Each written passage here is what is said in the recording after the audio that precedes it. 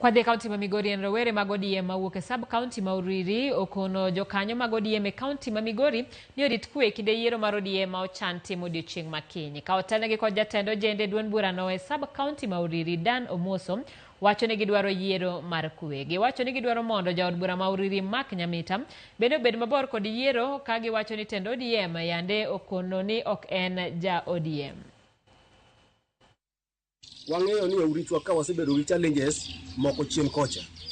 Ka gwenyruok nobedo gi jatendwa mane ni Jumbe, kano ringo di malo to toke nyaka joge ne no ringo mowewa e wach party. Yiero mar chama moyo dhieni, wadhi kodgi kaka joma nade. Ket pok wawinjo ni nyaka fine mano gowa yore njaus. Wawinjo nyaka gikawuono pok ochule. Pok obedo cleared mo nyiso ni oduoko. Debe ni osewuok oko mo ngiswa ni fine cha chule mo duogo mo bedo open line ja chama ne waonge kode gi tabu mora mora.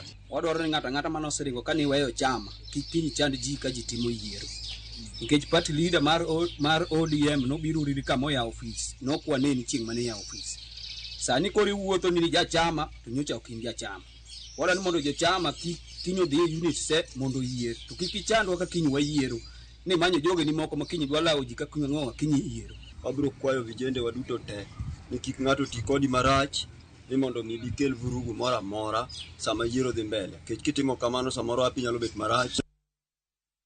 Nyakoromogi mano bende lipot materowa e yoyo mokwongo chenro en mar migago saa 7:28 wakayo matin waduogo kod weche mathoth.